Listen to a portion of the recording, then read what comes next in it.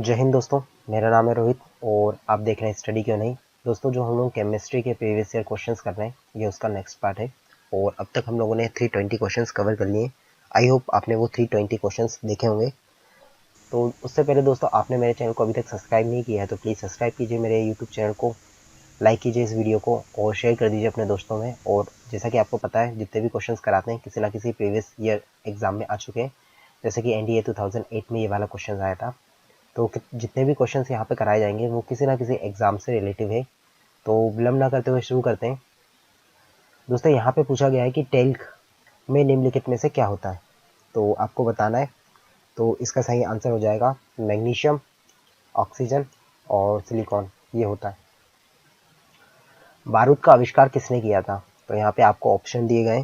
तो इसका सही आंसर हो जाएगा दोस्तों, रोजर बेकन ने बारूद का आविष्कार किया था। और देख सकते हैं ये क्वेश्चन भी SSC 2007 में आ चुका है। इलेक्ट्रॉनिक सर्किटों को जोड़ने के लिए प्रयुक्त किए जाने वाले टाँके में क्या होता है, तो दोस्तों जो टाँका होता है जिसे हम लोग इंग्लिश में शोल्डर कहते हैं, तो इसमें शीशा और टिन होता है, मतलब ये शीशे और टिन का बना होता है।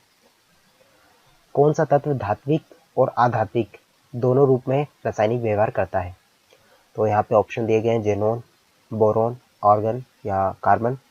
तो इसका सही आंसर हो जाएगा दोस्तों, जो बोरॉन होता है वो धात्विक और अधात्विक दोनों के रूप में रासायनिक व्यवहार करता है। तो दोस्तों यहाँ पे दिया गया है क्लोरोफिल, मैग्नीशियम। तो जो क्लोरोफिल में होता है मैग्नीशियम पाया जाता है। और वहीं पे दोस्तों मैं आपको बता दूं कि मैंने बायोलॉजी के लगभग 900 क्वेश्चंस कवर किए हैं। तो वो वीडियो भी आपको देखनी है, आपको प्लेलिस्ट में जाना है और वहाँ पे लिखा हुआ है NTPC previous year biology questions. तो उस प्लेलिस्ट पे जाके आप वो वीडियो भी देख सकते हैं। और वो वीडियो सुबह 9 AM पे इसी चैनल पे डलती है, तो आपको ये भी पता होना चाहिए।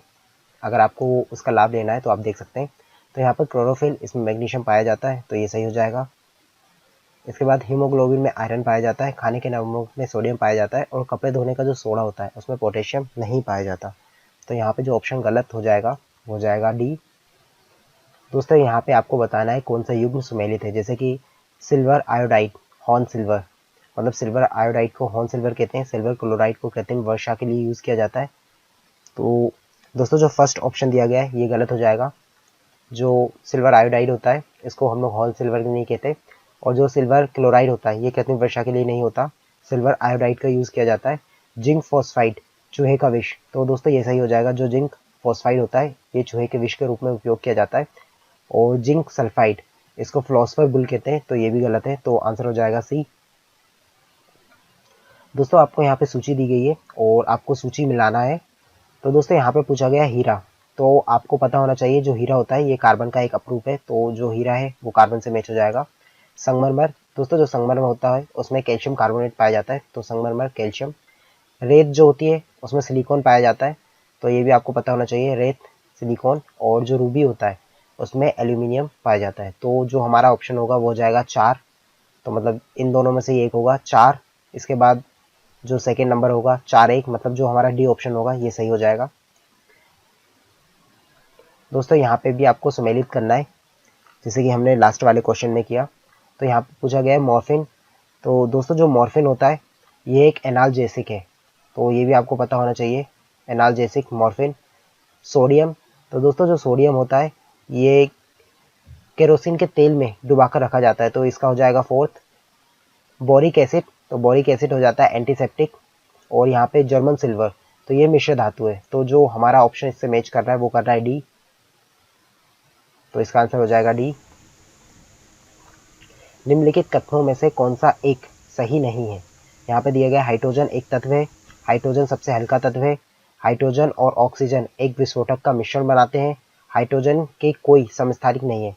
तो जो डी ऑप्शन है यहाँ पे गलत हो जाएगा, और इस क्वेश्चन के हिसाब से जो आंसर है वो डी है, क्योंकि आपको पता है जो हाइड्रोजन है ये एक तत्व है जो जिसका परमाणु क्रमांक 1 होता है, और परमाणु क्रमांक 1 होने के कारण ये सबसे हल्का तत्व भी है क्योंकि इसका परमाणु भार भी 1 होता है, और ऑक्सीजन के साथ मिलकर ये एक विस्फोटक मिश्रण बनाता है, तो ये भी सही है। हाइड्रोजन अणु के नाभिक किससे बना होता है, तो दोस्तों जो हाइड्रोजन होता है, हाइड्रोजन में केवल एक प्रोटॉन पाया जाता है, और ये भी मैंने आपको विस्तार से समझाया था, और मैंने केमिस्ट्री की वीडियो भी कवर की है दोस्तों, तो आपको वो केमिस्ट्री की वीडियोस भी देखनी है, आप प्लेलिस्ट में जाके देख सकते हैं, आपको वहाँ पे मिल जाएंगी। और दोस्तों आपने अभी तक मेरे चैनल को सब्सक्राइब नहीं किया तो अभी सब्सक्राइब कर लीजिए, लाइक कर दीजिए और इस वीडियो को शेयर कर दीजिए। आप देख रहे हैं जितने भी क्वेश्चन कर रहे हैं किसी न किसी प्रीवियस एग्जाम में आ चुके हैं, जैसे कि ये वाला आरआरबी एनटीपीसी में आ चुका है। तो दोस्तों जो हाइड्रोजन होता है, इसके जो नाभिक होता है इसमें केवल एक प्रोटॉन पाया जाता है, इसमें न्यूट्रॉन नहीं पाया जाता। और आपको ये भी याद रखना है ये मात्र एक ऐसा तत्व है जिसमें न्यूट्रॉन नहीं पाया जाता। तो इसका आंसर हो जाएगा ए। एक हाइड्रोजन एटम में कितने न्यूट्रॉन होते हैं? तो दोस्तों एक हाइड्रोजन एटम में एक भी न्यूट्रॉन नहीं होता है, तो यहाँ पे हो जाएगा कुछ नहीं। क्योंकि दोस्तों मैंने आपको बताया था जो हाइड्रोजन का मास होता है वो एक होता है और इसका परमाणु क्रमांक भी एक होता है। तो जब आप मास में से उसके जो परमाणु क्रमांक है उसको घटा देते हैं, यानी द्रव्यमान में से आप क्रमांक घटा देते हैं, तो आपको यहाँ पे न्यूट्रॉनों की संख्या प्राप्त हो जाती है। जब आप एक में से एक माइनस करेंगे तो यहाँ पे शून्य आएगा, तो मतलब हाइड्रोजन में न्यूट्रॉन नहीं होता। और देख सकते हैं ये भी आरआरबी एनटीपीसी 2016 में पूछा गया था। तनु गंधक अम्ल की जस्ते के साथ प्रक्रिया के परिणाम स्वरूप उत्पन्न होती है। तो दोस्तों मैं आपको बता दूं जितने भी धातु होती हैं अगर वह किसी भी एसिड के साथ यानी अम्ल के साथ रिएक्शन करेंगी तो वो हाइड्रोजन गैस रिलीज करेंगी, तो इसका भी आंसर हो जाएगा हाइड्रोजन। और वहीं पे अगर वो बेस के साथ यानी क्षार के साथ रिएक्शन करेंगे तो वो हाइड्रोजन ऑक्साइड रिलीज करेंगी, तो ये भी आपको पता होना चाहिए। जब एक क्षार धातु जल से अभिक्रिया करती है तो कौन सी गैस उत्पन्न होती है? जब दोस्तों कोई क्षार धातु जल के साथ प्रतिक्रिया करेगी तो हाइड्रोजन गैस विमुक्त होगी, तो ये भी आपको पता होना चाहिए। हाइड्रोजन जलाने पर क्या प्राप्त होता है, या फिर हाइड्रोजन को जलाने पर क्या बनता है? दोस्तों जब हाइड्रोजन को वायु के प्रेजेंट में जलाएंगे तो पानी का निर्माण होगा, ये भी आपको पता होना चाहिए। इसलिए हाइड्रोजन होता है इसको प्रदूषकहीन ऊर्जा का स्रोत माना जाता है और इसको भविष्य का ईंधन भी कहा जाता है, इसलिए आपको पता होना चाहिए। निम्नलिखित में से हाइड्रोजन के बड़े खंडों को कौन अवशोषित करेगा? तो यहाँ पे आपको ऑप्शन दिए गए, तो इसका सही आंसर हो जाएगा दोस्तों पैलेडियम का कोलाइडी विलयन। दोस्तों अगला क्वेश्चन है कि खाने पकाने का तेल वनस्पति घी में किस प्रकार बदल जाता है या फिर इसको किस प्रकार बदला जाता है? तो दोस्तों जो खाना पकाने का तेल होता है अगर इसका हम लोग हाइड्रोजनीकरण कर देंगे तो जिसके कारण यह वनस्पति घी में बदल जाएगा। दोस्तों अगले क्वेश्चन में पूछा गया है कि वनस्पति तेल से वनस्पति घी बनाने में प्रयुक्त होने वाली गैस है। तो दोस्तों वनस्पति तेल से वनस्पति घी बनाने में प्रयुक्त होने वाली गैस का नाम हाइड्रोजन है। और जैसे कि हमने हाइड्रोजनीकरण पढ़ा तो आपको समझ में आ गया होगा हाइड्रोजन से रिएक्शन। अगले क्वेश्चन में पूछा गया है दोस्तों आपको कि निम्नलिखित में से किस उत्प्रेरक का उपयोग वनस्पति तेलों के हाइड्रोजनीकरण के लिए किया जाता है? तो दोस्तों इसमें किया जाता है निकेल धातु का उपयोग। और दोस्तों ये सब मैंने केमिस्ट्री में कवर किया है, आपको वो वीडियो देखना है और वो वीडियो देखने के बाद आपको ये सारे क्वेश्चन है वो इजीली आपसे बन जाएंगे, क्योंकि बहुत अच्छे तरीके से उसको समझाया गया है और काफ़ी डीपली समझाया गया है, बट शॉर्ट में समझाया गया है। आपको वहाँ पे कोई भी फालतू की आपको चीज़ नहीं मिलेगी। निम्नलिखित में से कौन सी एक गैस ग्रीन हाउस नहीं है? तो यहाँ पे लिखा है ओजोन, नाइट्रस ऑक्साइड, जल वाष्प या हाइड्रोजन। तो दोस्तों इसका सही आंसर हो जाएगा जो हाइड्रोजन है वो ग्रीन हाउस इफेक्ट नहीं देती है। बाकी दोस्तों जो ओजोन गैस होती है ये भी ग्रीन हाउस के लिए जिम्मेदार है और नाइट्रस ऑक्साइड भी है और जल वाष्प भी है। और देख सकते हैं ये क्वेश्चन आरआरबी एनटीपीसी 2016 में पूछ लिया गया था। प्रकृति में पानी का सबसे शुद्ध रूप क्या है? तो दोस्तों प्रकृति में पानी का सबसे शुद्ध रूप है वर्षा का जल, जिसको हम लोग आशुद्ध जल भी कहते हैं। पानी से हाइड्रोजन को अलग करने की प्रक्रिया को क्या कहते हैं? दोस्तों पानी से हाइड्रोजन को अलग करने की प्रक्रिया को विद्युत विघटन कहते हैं। और दोस्तों क्वेश्चन रिपीट होते हैं, लैंग्वेज थोड़ी सी चेंज हो जाती है बट क्वेश्चंस रिपीट होते हैं। और दोस्तों यहाँ पे जो क्वेश्चन पूछा गया है ये मैंने जो पिछली वीडियो थी उनमें कवर किया है काफ़ी बार। जैसे कि जल में हाइड्रोजन एवं ऑक्सीजन का अनुपात भार के अनुसार बताइए। दोस्तों भार के अनुसार अगर देखें तो जो हाइड्रोजन होता है, पहले तो यहाँ पे मैं आपको वाटर का फॉर्मूला लिख दूँ तो ये होता है H2O। यहाँ पे हाइड्रोजन का जो मास होता है या द्रव्यमान होता है वो होता है 1, तो यहाँ पे 2 है इसलिए इसका क्या हो जाएगा 2 हो जाएगा। और जो ऑक्सीजन होता है इसका परमाणु क्रमांक होता है 8, लेकिन इसका परमाणु द्रव्यमान होता है वो होता है 16। और दोस्तों आपको क्वेश्चन ध्यान से पढ़ना है, यहाँ पे क्लियर लिखा है भार का अनुपात। तो दोस्तों अगर हम लोग इसको सिंपल फॉर्म में लिखें तो ये हो जाएगा 1:8। तो इसका सही आंसर हो जाएगा दोस्तों डी 1:8। अगले क्वेश्चन की अगर हम लोग बात करें तो शुद्ध पानी किस प्रकार का विद्युत चालक है? तो दोस्तों जो शुद्ध पानी होता है वो विद्युत का एक खराब चालक होता है, उससे विद्युत जो है वो पास नहीं होती। और देख सकते हैं ये क्वेश्चन भी आरआरबी एनटीपीसी में पूछ लिया गया था। निम्नलिखित में से कौन सा विद्युत का चालक है? तो यहाँ पे लिखा गया है रबड़, शुद्ध जल, लवण जल या बेंजीन। तो यहाँ पे चालक की बात की गई है। तो दोस्तों जिनमें आयंस प्रेजेंट होंगे वो चालक होंगे। तो यहाँ पे जो है लवण जल, क्योंकि लवण जल में आयंस पाए जाते हैं, जैसे कि NaCl का सॉल्यूशन ले लें तो उसमें से इलेक्ट्रिसिटी पास हो जाएगी। लगभग किस ताप पर पानी का घनत्व अधिकतम होता है?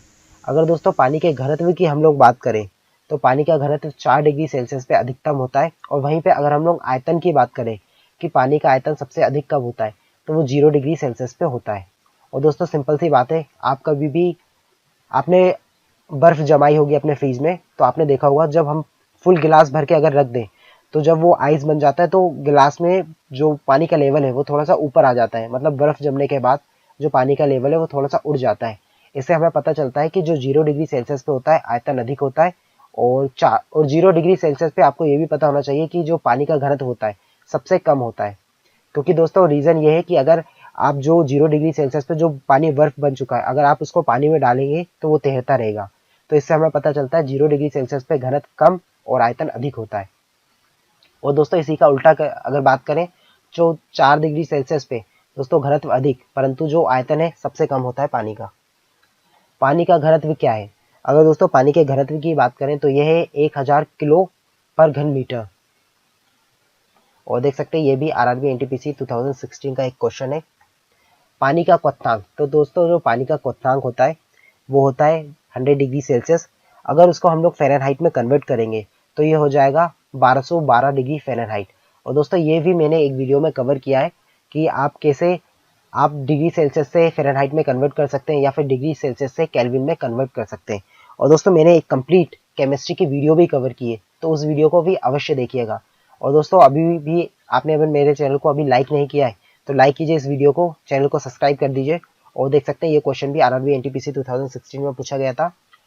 पानी का हिमांक बिंदु, तो दोस्तों जो पानी का हिमांक बिंदु होता है यहाँ पे फ़ारेनहाइट में पूछा है। तो जो पानी का हिमांक बिंदु होता है तो दोस्तों वो होता है 32 डिग्री फ़ारेनहाइट। तो ये भी आपको पता होना चाहिए। निम्न कथनों में से कौन सा एक सही नहीं है? क्वेश्चन ध्यान से पढ़ना है आपको।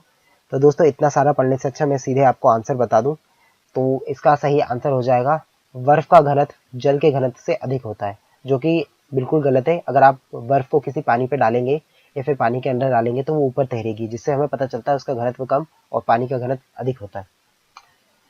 पानी का क्वथनांक ऊंचाई पर कम क्यों हो जाता है? दोस्तों ये क्वेश्चन काफी ज्यादा बार पूछा जा चुका है, जो स्टेट लेवल एग्जाम होते हैं उसमें कई बार पूछा जा चुका है। तो इसका आंसर हो जाएगा दोस्तों कम वायुमंडलीय दाब के कारण जो पानी होता है उसका क्वथनांक कम हो जाता है और जो खाना है वो देरी से पकता है।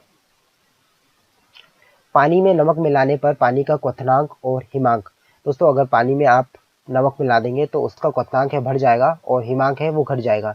यानी आपने किसी बर्फ में अगर नमक मिला दिया है तो उसके जो गलने की क्षमता है या फिर उसके पिघलने की जो टाइम होता है वो ड्यूरेशन बढ़ जाएगा, तो वो घट जाएगा। दोस्तों आपको टेक्निकल लैंग्वेज में समझना होगा, घट जाएगा दैट मीन्स और कम हो जाएगा। नीचे दिए गए कथनों में से कौन सा या से सही है?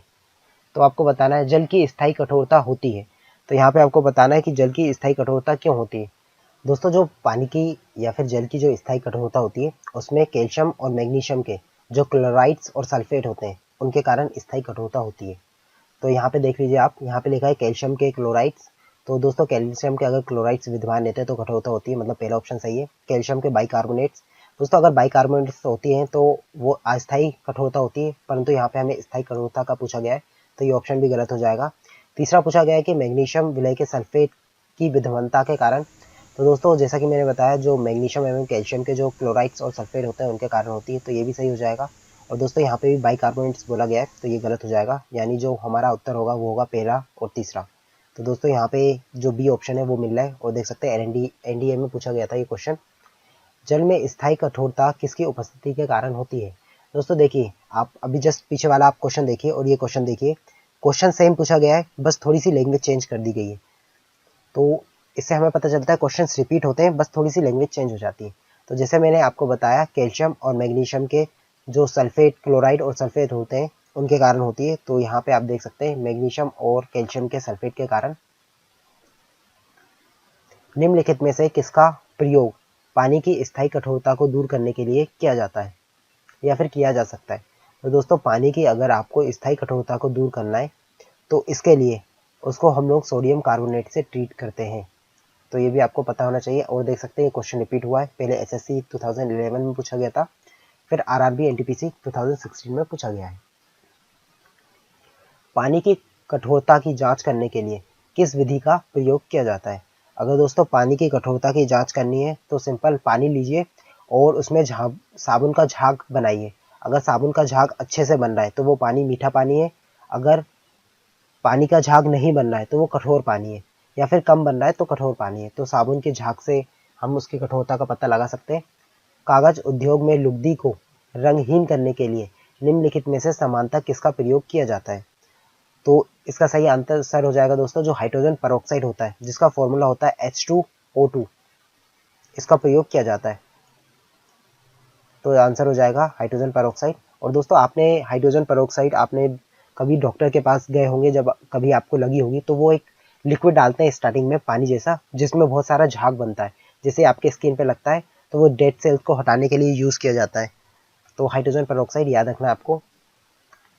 निम्नलिखित में से किसने भारी पानी की खोज की थी? तो यहाँ पे आपको ऑप्शन दिए गए और काफी ज्यादा बार पूछा जा चुका क्वेश्चन है। तो दोस्तों जो भारी पानी की खोज की थी वो यूरे ने की थी। तो आप देख लीजिए यहाँ पे HC यूरे इनके द्वारा की गई थी। और वहीं पे आपको भारी जल का जो फॉर्मूला है वो भी पता होना चाहिए, ये होता है D2O। भारी जल क्या है? तो दोस्तों जो भारी जल है वो ड्यूटीरियम ऑक्साइड है, यानी D2O है, ड्यूटीरियम ऑक्साइड। और ये भी आपको पता होना चाहिए। और जैसा कि मैंने जो पहले वीडियो करवाई है MCQs की, उसमें भी मैंने आपको बताया है कि जो भारी जल होता है उसमें जो D होता है ये हाइड्रोजन के समस्थानिक है, हाइड्रोजन के 3 समस्थानिक होते हैं। तो ये भी आपको पता होना चाहिए। तो सी ऑप्शन सही हो जाएगा। अगले क्वेश्चन में पूछा गया है कि भारी जल का रासायनिक नाम। तो हमने अभी देखा ड्यूटीरियम ऑक्साइड, तो यहाँ पे जो आंसर हो जाएगा ड्यूटीरियम ऑक्साइड सही आंसर हो जाएगा। अगला क्वेश्चन है भारी पानी जिसको गुरु जल भी बोला जाता है का रासायनिक संगठन क्या है? तो अभी जैसे मैंने बताया D2O, और देख सकते हैं एसएससी 2015 में पूछा गया था। तो आई होप आपको अभी जो मैंने क्वेश्चन समझाए आपको समझ में आए होंगे। और अब हमने टोटल मिला के 360 क्वेश्चंस कवर कर लिए। तो दोस्तों आगे भी हम लोग क्वेश्चंस करेंगे, 700 क्वेश्चंस हम लोग कवर करेंगे। आई होप आपको ये वीडियो समझ में आई होगी। तो दोस्तों मेरे चैनल को अभी सब्सक्राइब कर लीजिए और इस वीडियो को लाइक कीजिए, शेयर कर दीजिए। और इस चैनल पे डेली आपको वीडियो मिलेगी, ये वाली आपको रोज शाम को 7 बजे से लेकर 8 बजे के बीच ये वीडियो मिलेगी। तो इस वीडियो को अवश्य देखिएगा। तो मिलते हैं नेक्स्ट वीडियो में दोस्तों। जय हिंद,